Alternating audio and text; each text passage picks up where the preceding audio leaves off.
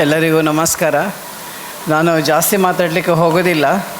ಇನ್ನು ಬಹುಶಃ ಸ್ವಲ್ಪ ಹೊತ್ತಲ್ಲಿ IPL ಫೈನಲ್ ನಡೀಲಿಕ್ಕುಂಟು. ಎಲ್ಲರೂ ಗುಜರಾತ್ ಟೈಟನ್ಸ್ ಮತ್ತು RCB ಮ್ಯಾಚ್ ನೋಡಲಿಕ್ಕೆ ಎಲ್ಲ ವೆಯ್ಟ್ ಮಾಡ್ತಾ ಇದ್ದಾರೆ. ಒಂದೇ ಮಾತಿನಲ್ಲಿ ಹೇಳೋದಾದರೆ, it was a fantastic, amazing, mind boggling. Thank you one and all. ಈ ಸಂದರ್ಭದಲ್ಲಿ ನಾನು ಇನ್ನೊಂದು ಏನು ವಿಷಯ ನಿಮಗೆ ಇಲ್ಲಿ ಇನ್ಫಾರ್ಮ್ ಮಾಡಲಿಕ್ಕೆ ಇಷ್ಟಪಡ್ತಾ ಇದ್ದೇನೆ. ಅಕ್ಟೋಬರ್ ತಿಂಗಳಲ್ಲಿ ಬೆಂಗಳೂರಲ್ಲಿ ನಮ್ಮದು ವರ್ಲ್ಡ್ ಒಂದು ಮೀಟ್ ಆಗಲಿಕ್ಕುಂಟು.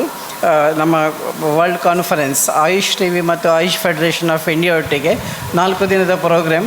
ಹಾಗೆ ನೀವೆಲ್ಲರೂ ಇದರಲ್ಲಿ ಭಾಗವಹಿಸಬೇಕು.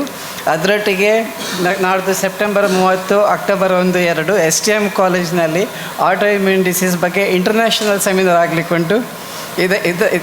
ಇದಕ್ಕೆ ಕೂಡ ನೀವೆಲ್ಲರೂ ಎನ್ರೋಲ್ ಮಾಡಿಕೊಂಡು ಇದರ ಪ್ರಯೋಜನವನ್ನು ಪಡಿಬೇಕು ಅಂತ ಈ ಮೂಲಕ ನಿಮಗೆ ತಿಳಿಸಲಿಕ್ಕೆ ಇಚ್ಛೆ ಪಡ್ತಾ ಇದ್ದೇನೆ.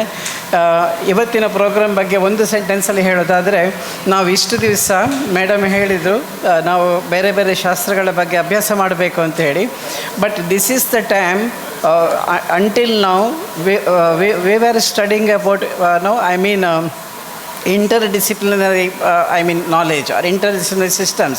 We were doing various CMEs about allopathic subjects and all. Now this is the time we have to learn intradisciplinary systems. ಆಯುರ್ವೇದದೊಳಗೆ ಏನುಂಟು ಇನ್ನೂ ನಮಗೆ ಪೂರ್ಣ ಗೊತ್ತಿಲ್ಲ. ಅದರ ಬಗ್ಗೆ ಅಭ್ಯಾಸ ಮಾಡುವ ಸಮಯ ಈಗ ಬಂದಿದೆ ಅಂತ ನಾನು ಹೇಳಲಿಕ್ಕೆ ಇಷ್ಟಪಡ್ತಾ ಇದ್ದೇನೆ. Thank you one and all.